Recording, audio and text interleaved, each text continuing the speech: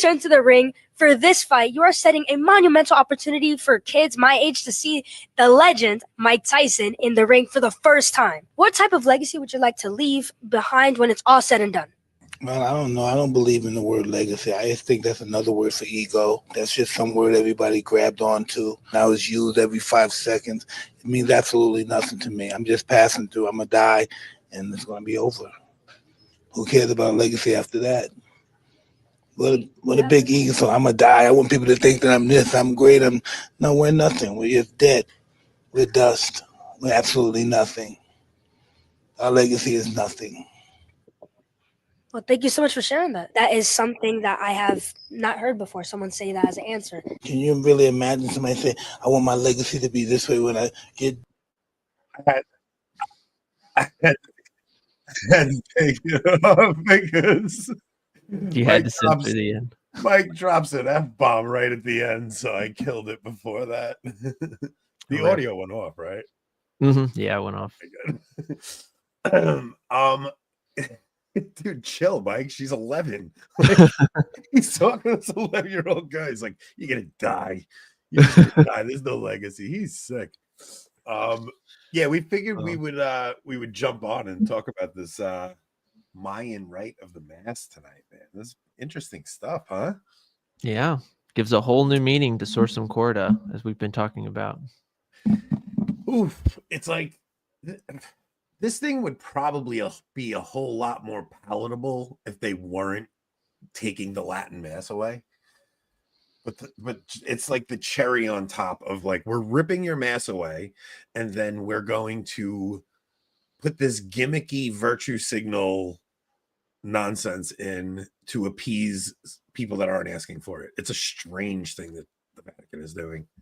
Yeah, I mean, it's the logical end of enculturation, because it's like, I mean, if so much of the council can truly be defined as, you know, conforming the church to the world, and this is kind of just the logical steps. Like, if the world happens to be this, you know, Mayan culture, then why not make the Mass Mayan? You know, it's so weird because I mean, we'll get into reading the actual story that LifeSite broke. Let me see. Let me see if I can pull this up here. Who do y'all think in the chat will win the fight tonight? I'm seeing some people saying that you don't think Tyson will survive. I think Tyson's going to win. Well, I was saying to you before, like, it serves Jake Paul no good purpose to beat up a 58-year-old man, right? Yeah, like, there's lame. He just looks like a jerk. So it's like, part of me thinks, especially after watching the slap, that the whole thing is kind of staged, and it'll be a real fight.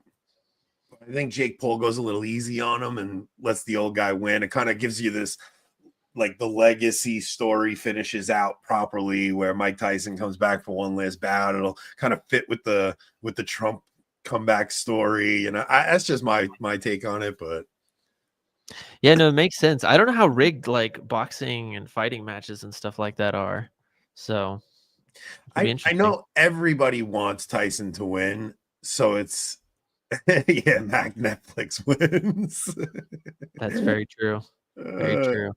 Netflix needs something to survive these days. Well, it is interesting that you don't have to pay to watch this on pay-per-view, right? I mean, they did a deal with Netflix. It really is. It's pretty, it's pretty cool. So yeah, so this show is going to be pretty short. We're only going to do about a half an hour because we all want to go watch that fight. But let's jump into the story. Let's see what LifeSite is actually saying. Let's see if I can bring this up. I'll make this a little bit bigger. Look, I can do this out real. I got this. Okay, let's see. Okay, so the much anticipated Mayan Rite of the Mass will be implemented in certain parts of Mexico and contains a number of elements drawn from pagan indigenous culture. A draft of the rite seen previously by LifeSite highlights the pagan theology underpinning the actions. The Vatican has approved the Mayan Rite of the they're just going to make me repeat this whole thing. The Vatican has approved the Mayan Rite of the Mass, which will involve ritual dancing, women taking the place of the priest and incensing the altar, and lay leadership of certain prayers in the liturgy. The announcement came via Cardinal Philippe, I'm not even going to attempt his last name, Esquivel, who is Bishop Emeritus of the San Cristobal de las Casas Diocese in Mexico and one of the leading promoters of the new rite. Writing in his weekly column, Arizmendi joyfully revealed that the Vatican's dicastery for divine worship and the discipline of the sacraments, with the authority of the Pope on November 8th of this year, granted the long-awaited recognitio of some liturgical adaptations for the celebration of Holy Mass in, good luck with that word. Ali? I don't know. Celtal Sotil. I'm not, guys. Come on. I don't know what they think I'm going to be able to read. Ethnic groups of the Diocese of San Cristobal de las Casas. All right. So those are some of the highlights. It's going to have women incensing the altar, dances, and all of that nonsense. Now, I don't necessarily take issue with paganism being introduced. Like, there's paganism and enculturation throughout Europe in the Middle Ages. So that's not the issue. It's that it's a gimmick. Like, this is just a virtue signal to try and seem like we're decolonizing Christianity for a woke culture, is how it seems to me. Yeah, everything is just viewed very much so through a naturalist lens. I mean, really, at the end of the day, a lot of these individuals who promote these types of enculturation, masses, and things like that, they don't hold the faith. Really, I mean, deep down, they're revolutionaries, they're Marxists, they're the same people, but in the Catholic sphere. But they're the same people that want to essentially transgender the church, make everything backwards. So it's like the women are now doing everything that the priest would be doing, or taking at least another step role. You're not seeing a lot of good things promoted. So like today, I was seeing people post this on Twitter today. There's one of the bishops in the USCCB is saying that we should go back to Friday abstinence, like that the USCCB should mandate it. And I was like, oh, that's great. But then I read it. Yeah. And the reason was not because we might turn away God's wrath or do penance for our crimes. It was because we might help the earth through global warming and help implement Laudato Si. Like, it was like, I was so hopeful reading that. I was like, I started off reading it, and it's like Cardinal thinks that we should bring back Friday abstinence. I'm like, oh, this is good. This is good. So that we can better help Francis implement Laudato Si. I'm like, talk about a letdown in the last sentence, man. I know. And so that's why it's like all of these things, they're not actually promoted so that people can conform their lives to Christ. The reason I say that is because to conform one's life to Christ, you conform your life to the Roman Catholic faith. But the problem is that they're reinventing the faith, and so everything's just being thrown around. So what I would say to people is, okay, so this is a good point. The seriousness of the issue needs to be addressed, that it is impossible the church gives us a pagan rite. If it is, then it isn't the church. Okay, so I don't know if I would go that far, but what I'll say is, for anybody who thinks that this Mayan rite is not valid and licit, you're then saying that the church can implement an illicit, invalid rite of the Mass. Now, if you can implement a Mayan rite that's invalid and illicit, or one of the other, I don't know how you would go about that. Does that open up to say that the Novus Ordo could also be that? Yes. But when it comes to this person's question, I actually really like it. He's not wrong. So the church can't promulgate, for the viewers, the church can't promulgate disciplines that are harmful to souls. That's something that it's not a dogma of faith, but it's something that's Vatican I, right? It's in Vatican I. It's in several other church encyclicals, but I think the theological note for it's Catholic doctrine. Anyway, you can't just toss that idea. Point is though, the church cannot promote disciplines that would be harmful. So then the question is, when we look at the new Mass and we see that it's Protestantized, neo-modernized, when we look at this like new pagan rite and stuff like that, is it not contradicting that, or are we don't have our heads screwed on and we're just not looking at the situation right? Personally, I believe that when you look at the new Mass and this Mayan rite, I don't think that the church has promulgated these. I think that they're church leaders who are church leaders in the sense that they hold offices, but they're not actually moral members of the church. and they're putting forward these things as revolutionary experiments.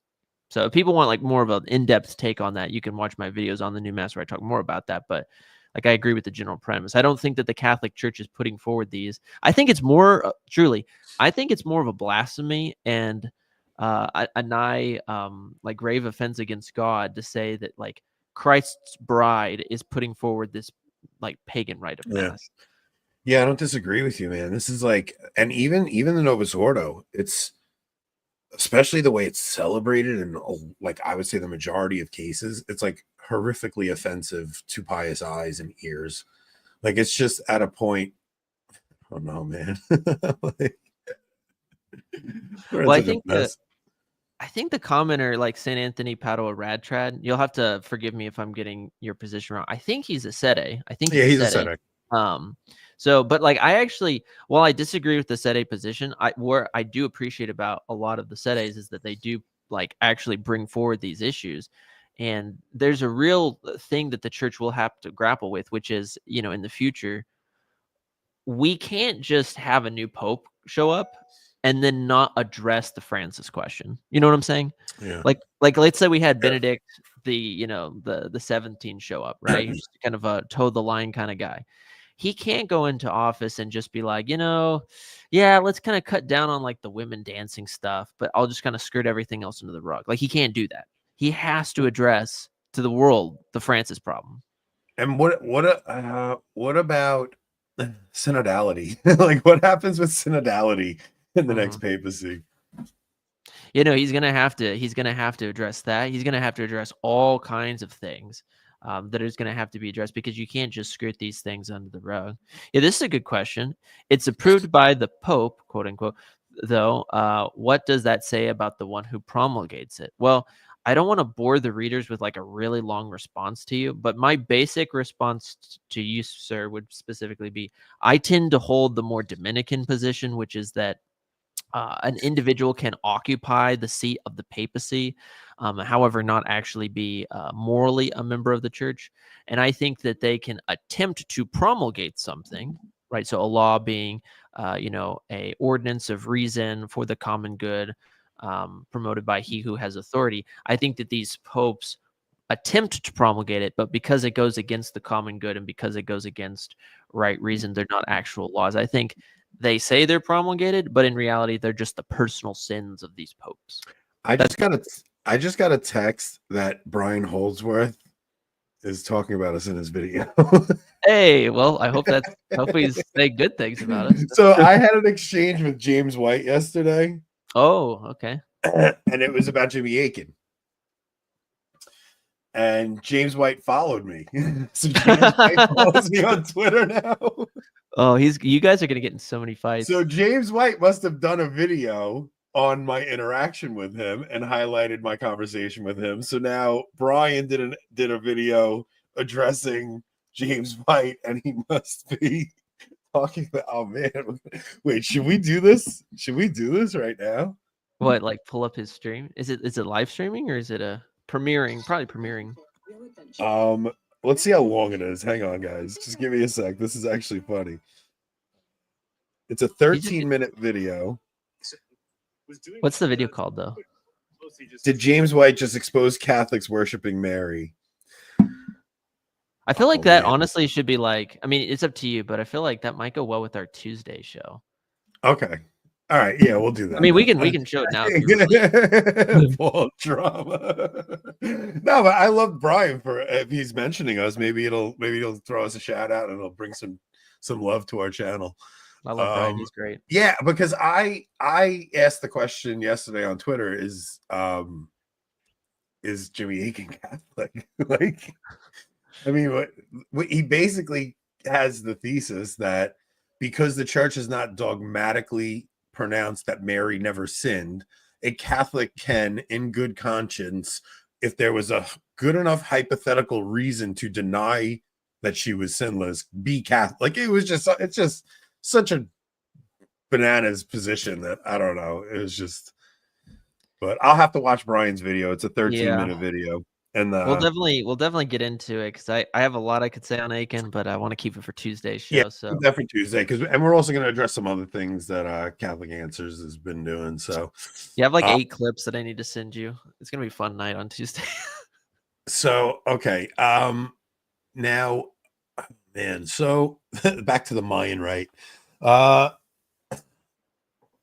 Yeah, I don't know. I'm just tired of all this crap, man. So, okay, so with the next pope, synodality, what happens with that? The next pope, they have to address the Francis question. And in the council, I think. Like, I think that the next pope or whoever the next good pope will be has to address these things because it's really hard to try to like give an analogy, but okay, the real Amish that are out there, the ones that have cool hats and make butter and stuff like that. If you were raised in that type of community, like a Schwarzentrooper Amish community, you know, and you're just really inundated with that, it would be so radical just to like one day take a step out and you're living in the modern secular world in like Los Angeles or something. You know what I'm saying? It's just so drastically different. In the same way, I don't know how many normie Catholics or even people who are self-professed traditionalists understand what the church was like in its theology and in the way it formulated itself, in the way it dealt with like countries and stuff back before the council. It was completely different. What we have now is truly just a completely different organization. And so that's why I say like whoever this pope needs to be has to tackle that question. But it's gonna be a pope who's gonna be levitating and flagellating themselves and hyper holy. I mean, he has to be willing to be a martyr without a doubt. Like he has to be willing. He has to have the courage of a man like Donald Trump, where he doesn't care what the world says about him. He's willing to take a bullet and still say, "I don't care." Like he's going to need to be a courageous man in that vein, where he's, you know, he just doesn't care. He just only cares about what God thinks and only cares about the approval of Christ. And that's a hard ask with the modern episcopacy. Exactly. Honestly, why do they? Think about it. The majority of the cardinals are lockstep with the Pope. The majority of the bishops are. What reason does the next Pope have for dealing with Francis? So it's okay. So not just dealing with Francis, but dealing with the council. Like in another few years, you will be at a point where there will be no more cardinals who were even associated with the council. It basically, Francis is the first pope we've had that wasn't at the council. So the next pope will be someone like the council is something that my generation and younger doesn't care about. It's something, you know, Gen X and boomers cared about because they lived through it and they went through it. But by the time I came of age, it was just the Novus Ordo. We never even mentioned the council. I didn't even know there was a council. None of it. I didn't actually start even hearing about this council until Francis comes along I've heard about it. It's like, but I never really thought about it or cared about it until I discovered the Latin Mass. So now it kind of comes back up in trad circles, and trads are like, wait, we have to deal with this thing. And it's going to take that separation of people who don't remember anything about the changes that happened when they occurred, being able to deal with this thing that's in the past and going, okay, let's re-examine this thing. Yeah. And it's going to take that generation that not only hasn't experienced the council, but hasn't really experienced the church in a healthy way, like a pre-conciliar way, a pre-Vatican II church. It's going to have to be someone who actually reaches back further and grasps that. And I think that's going to be hard for people because, I mean, just look at the formation of priests. Like you look at the formation of priests in the olden days, and it's like, you're going meticulously through dogma and through morals, and you're doing penances and you're praying the rosary, and it's a very austere lifestyle. And then the formation now, where so much of it's just like modern psychology, maybe sprinkled in with like a theologian from the 70s or something. It's just totally different. So it's gonna have to take a lot. And if you want, why don't we go to that second story, because it kind of goes into tying what we're talking about. Yeah, I do want to touch these two comments real quick though. Other than God taking away free will in the next pope, he will be one like the current cardinals and bishops. He has no reason other than our hope to open that box. Don't ever put it past God for the miraculous though, right? So we even talk about Mary having enough grace to never sin, right? Like God can create saints. So never underestimate the power of God to even look.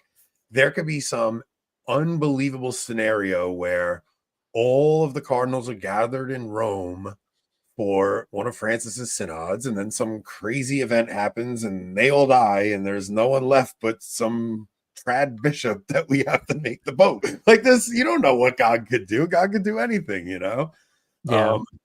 Politically, it makes sense to just, I think people shouldn't doom pill too much about it, just because even though Francis has appointed a lot of them, they've not all met each other. And a lot of people do have Francis fatigue, whether they're trads or not. And so that's why I think realistically, the next pope will be somewhat of a reformer. I don't think unless it be where we want him to be, but I think it's kind of like in US politics. It's like, it'll be like a reset to like a slightly better time period, a step in the right direction. I think that will, I mean, I've said it a bunch of times, but I think that will cause upheaval. I think if you get anybody even slightly to the right of Francis, you're going to have upheaval, which is what I'm hoping for. No one takes the church seriously. Paul VI putting away the papal tiara was a symbol of surrender. I absolutely believe that with all my heart. I think it was a catacomb moment. I think that him laying that papal tiara down is him symbolizing to the world that he is no longer the supreme pontiff, and that now, like, he's handing that control over to the devil, to be honest. Yeah, I agree. Yeah, it's like him putting down that authority. It's like, well, if you put your authority down, who do you think picks it up? It's, you know, you could say nice things and be like, well, you know, the UN, this and that. No, he hands it over to the devil. The devil is having his way right now. Look at the blowback the bishop in St. Louis got for changing the music, the structure that would allow a bishop to be bullied into a synodal meeting and backing down a script. Why? He got in trouble for that? Yeah, he got in trouble for banning out some of those, like, either heretical or just like ugly sounding quote unquote hymns. So he got, what do you mean by got in trouble? What, did he just catch some bad press, or did he actually catch? From what I heard, it was mostly bad press, but it wouldn't surprise me if there's a little bit of heat from Rome. Which, if there is heat from Rome, it would be kind of hilarious, because it would just be not in trouble, but Brewers are mad. Well, what would be hilarious if Rome was mad at them, because then it would really just debunk synodality. Be like, yeah, the bishop can't even change the hymns in his okay, so for anybody who doesn't know the context of what we're talking about, there was a bishop who put out a statement to all of his parishes saying, okay, you can no longer play Marty Howe's music.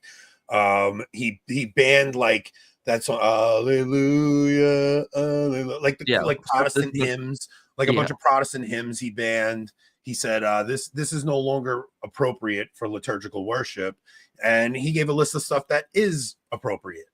Now, I thought it was a great start. You know, it's a good start for any bishop to at least put his foot down somewhere. I mean, it was such a light.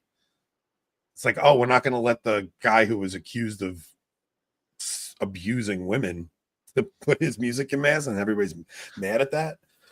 No, I know, for real. It's really sad that we have to just be like, yeah, please. They made him revoke his decision. No freaking way. Send us information. Yeah, DM that to me on Twitter right now.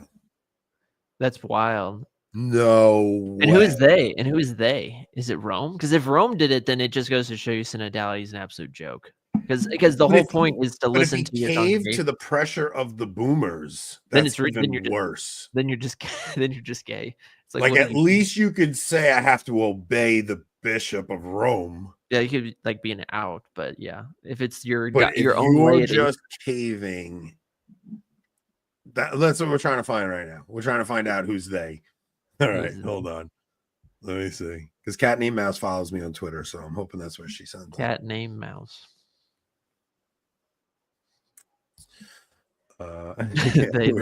They them. Yeah. Yeah. Right, so we'll do the other story in the meantime. Let me see.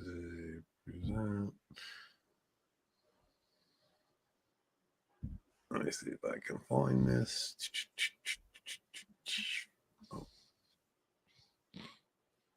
Oh no, did I get rid of that? It's a good point. I think all the modernist stuff is just damage control due to the scandals. The church needs to focus on small scale stuff instead of global trotting and being all lovely and inclusive. I would agree. I would just say that, like, this might just sound a little bit like sad, but I just don't think any of these guys hold the faith. Like, I think these guys occupy the seats in Rome. I think they occupy the bishoprics, the episcopacy, But I don't realistically believe people who say things like all religions lead to God know the person of Christ. I don't believe that. I agree with that. Yeah. Let's see. Yeah, stage. Okay. So Pope Francis's no thanks. Okay. No, that's the wrong one. Wait. It's up there. It's all good. Oh, the right one is okay. Breaking. Pope Francis' new preacher promotes homosexual readings of Scripture and Christ. In a recent talk, Father Roberto Pasolini encouraged Catholics to imagine. Oh, somebody sent me the link. All right, we'll do this first. Roberto Pasolini encouraged Catholics to imagine relationships like that between John and David as potentially same sex.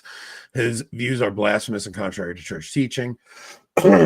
Huge breaking news from the Vatican. The Pope appointed a hugely controversial same-sex promoting priest as preacher to the papal household. So this is that the old preacher to the papal household is becoming a cardinal.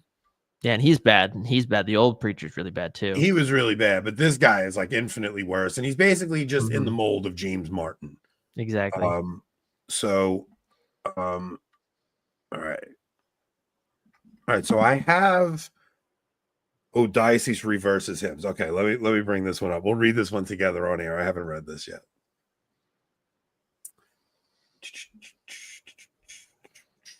I gotta wait for it to actually load. Get rid of some stuff up here.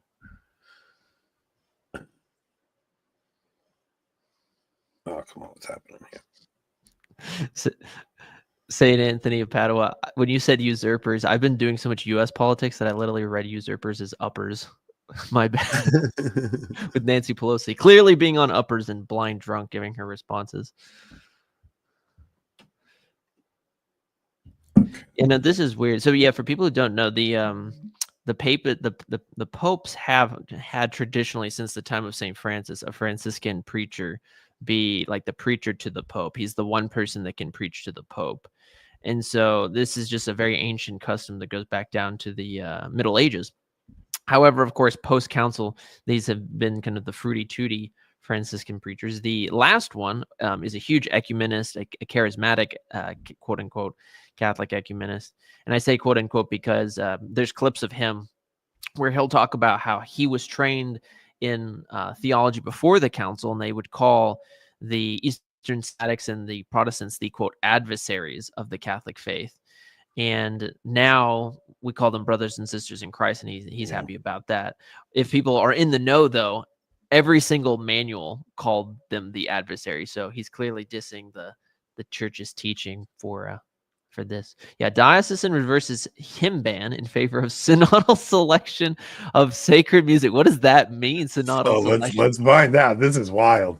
Just days after implementing a formal ban on a dozen doctrinally problematic hymns, a Missouri bishop has rescinded his original decree, instead opening a year-long consultation process to determine how sacred music can best be used to encourage active participation in the liturgy. In his original decree, Bishop Sean McKnight of the Diocese of Jefferson City listed a dozen commonly used contemporary hymns that were absolutely forbidden in the diocese. The list included songs like All Are Welcome by Marty Haugen, God Has Chosen Me by Bernadette Farrell, Led by the Spirit by Bob Hurd, and Table of Plenty by Dan Shute. Acknowledging the spirited discussion that took place over his decree on social media and in various media outlets, McKnight wrote in a subsequent November 5th decree that it is now clear that an authentically synodal process of greater consultation did not occur. These men have no spines. It's all politics. No, you utter, like, you complete. I'm furious with this bishop. Like, I want to say something to his face. Like, you utter. Oh man, I'm so angry right now at him. Like, how could you back down and then go down this route? We're going to have a synodal process. Are you kidding me? You're going to let these people, you are the bishop of this diocese. I know you're the successor of the apostles. You're a prince of the church, and you're just going to open up a year-long consultation. Like, how effeminate because is some that? people got mad on social media. Like, There's probably a few boomers on even Facebook. Understand how disgusting of a man you are. Like, I understand you're a successor to the apostles. You make me sick. Yeah, Like, you literally make me sick that you did that. You put your foot down, and instead of being a man and standing your ground, like, this is the problem with every man in his marriage, essentially, right? Like, every guy in his marriage where he says something to his wife and his wife gets mad and he goes, all right, never mind, never mind, never mind. Like, you disgust me as a man. I am so furious to even read this story right now. Where is your like sense of authority as a man? I don't understand it. Pointing to Pope Francis' emphasis on synodality, the pontiff's call for the whole church, including lay people, to collaboratively seek the guidance of the Holy Spirit through prayer, listening, dialogue, and openness. McKnight wrote that he has ordered a more comprehensive consultation with the relative parties within honestly, like, I'm sorry, man. These men make me sick. Like, they really do. Like, because what it is it's modernism. So it's like when they say, let's listen to the Holy Spirit, they're not saying, hey, let's go back to scripture and tradition. Let's go back to this deposit of faith and let's conform our life to that. When they say, let's listen to the Holy Spirit, they mean, let's listen to our emotions. Let's listen to the Spirit whispering in our hearts, which is just modernism. It's not even that. It's listening to the whiny broads in the diocese that are mad and they don't want to, like, you're afraid of a bunch of old ladies.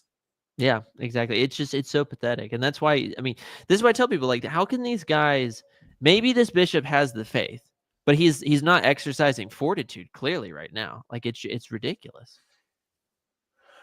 Like, and what does this do to young men? Like, this is what you've talked a lot about this on the show before, Anthony. Like, we're trying to get young men to come back to the church, but how does this behavior get anybody? It doesn't. It's just sickening. Like, it's literally sickening. I want to just go and I want to blurt the F word out so bad right now. Like, you utter queer. Like, why did you become a priest? Why did you become a priest and then accept the responsibility to become a bishop? You should have said no. When they asked you to become a bishop, you should have said no, because clearly you actually understand that this stuff is harmful for your parishes. So you said, okay, wait a minute, let me tell these people that they shouldn't be, this isn't appropriate for liturgical music. And the tiniest bit of backlash on social media, and meanwhile, there wasn't even that much backlash. Most people that I saw, I guess I live in a bubble, because most people I saw were like, this is amazing. A bishop finally did something good. Yeah, that's the thing. He got pushed back on Facebook. I guarantee it. Notice how this is why I tell people, like, and again, I don't even agree with the theory of reform or the reform, but like the one reason why you just know it will never work is that whether it's Sarah trying to do ad orientem new masses during Advent a few years ago, or this guy trying to do, get rid of just some terrible music, it doesn't really matter. The system just slaps them down. Dude, I'm like, ugh, you spineless, gutless man. Yeah, I just like, what's the deal? What is I think the problem is like a lot of these guys, for anybody who's wanting to be a priest out here, I'm just gonna, like, and you're discerning, I'm just gonna forewarn you this. Don't go into the diocesan structure, because you might have the mentality and it's a good desire, but like, hey, I'm gonna go and bring tradition to the diocesan world. But it's like I tell people, like, everybody who jumps into that world eventually compromises. You'll be saying, yeah, I'm going to be that, Latin new mass priest one day. But in 7 years when you're ordained, you'll be serving along with altar girls, giving communion in the hand. You'll be a yes man to a bishop who's just being a yes man to a guy who doesn't hold the faith in Rome. That's just the sad thing at the moment. Man, that just like... all I want to do is just go watch Tyson beat the crap out of Jake Paul right now. It's like, that really nauseated me, that story, man. I was because I remember reading the original when the bishop did that. I was like, oh, yeah. Fine. Maybe we're starting to get some men that are like, all right, come on, we gotta rein this madness in a little bit. Like, nobody wants to hear gather us in a church. No. Nobody. Yeah. They can't possibly think there's young men that are going to come to. Why aren't young men coming to church? Because you're a bunch of freaking queers. That's why. What are Nick's thoughts on all the Trump's recent Zionist picks? I didn't want to put Nick in a position where he had to discuss that yesterday. I'll Taffy, but first I appreciate the super chat. Taffy, I'm going to be coming out with a video. Actually, it's my first attempt of doing a tier list video. I'm going to do a tier list video on all of Trump's cabinet picks once all of them actually get fully announced, so you can expect. Yeah, I do like it. I like a lot of the domestic stuff, like, but I'm a little worried about the foreign policy stuff. Well, what's making me chuckle right now is like we were talking about a homosexual preacher talking about our Lord and Lazarus being homosexual buddies, and you're like, yeah, this is bad. And then we talk about hymns, and you're just like, I'm done. I'm ready to beat somebody. I'm ready to get Nick, I expect that. Yeah, you expect like the looniness from Rome. Yeah, exactly. Like I expect the goofy gay crap from Rome. But what makes me more sick is a man who actually knows the faith, knows that something's harmful, puts his foot down, and then come on, man. That's like it's really weird. It's akin to having your face spit in and not doing anything about it. Like it's just. I didn't mean to bum you out, Anthony. That story has had me furious. No, look, I'm glad I saw it because I hope somebody sends that bishop the clip of me doing that. I mean, there's no chance it's happening, but it would be good for that bishop to hear a man tell him, I want to smack you in the face for backing down. Like, this needs to stop. I know a traditional priest recently who was telling his congregation, he said that he was talking to a new mass priest, and the new mass priest was just like, look, all of my congregation uses contraception, and it's just a part of the modern world, and we just have to accept that. And it's just, this is what I mean, y'all. The dogmas of faith are just as important as keeping the moral commandments. Like when we emphasize all the time about, don't sleep around with your girlfriend, don't promote sodomy, don't, actually be a man and things like that. That stuff is important, but it's not even as important as like believing in the true divinely revealed dogmas of faith. No, and the sad thing is that like, what's that quote? What's that? I forgot who said it. It's a famous quote. He's like, I may be a philanderer and I may be a cheat and I may be he's like, but I'm not a heretic. He's like, I'll never be a heretic. I may be a philandering cheat and a thief, but not a heretic. I heard a version of it where it was like, I think it was one of the English martyrs and he was getting killed and he was like at the stake and they were like, we'll let you go if you they said we'll let you go if you renounce it and accept Calvinism. And he said something like, like a cheat and a fornicator I am, but a heretic I will not be. Yeah, there was another one where a guy, they were going to burn this guy at the stake, and it was an English martyr. And they were like, we'll let you go if you say the Our Father in English. And the guy, his last words were, God speaks Latin. And then he was burned at the stake. Good man. I like that story. For people asking what Rob is, the last time I talked to Rob, he was about to vomit at the end of the show last night. So really? Was he ill? Dude, we did the show last night, and like the last 3 minutes of the show, I get a text, and he's like, dude, we have to end this right now. I'm about to vomit. And he kept like going off his camera, and everybody thought he was picking his nose off camera. It's back on, and he's like, no, dude, I'm going to vomit. I'm like, all right, go ahead. You leave. And I had to close the show out by myself. Dang, rip. So I hope he's all right.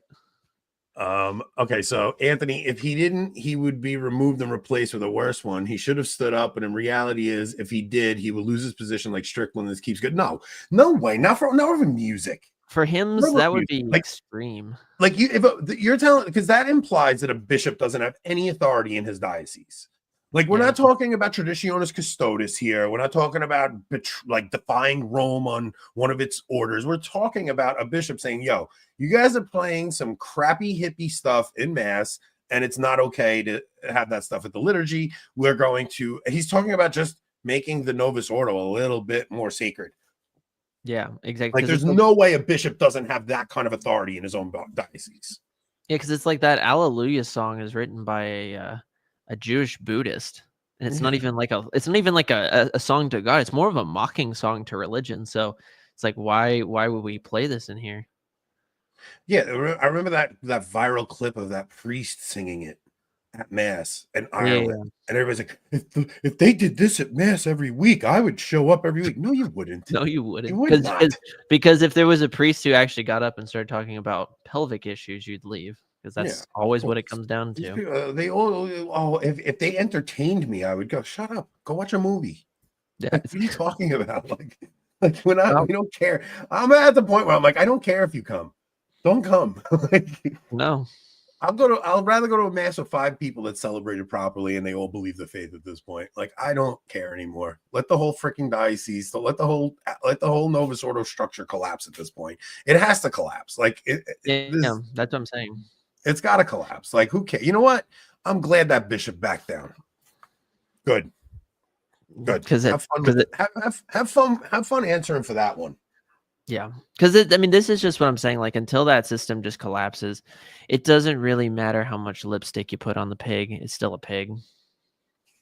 So we should have had this talk with Kale. I'm dying for our Kale discussion that we're gonna have. I'm actually like really looking forward to that. That should be fun.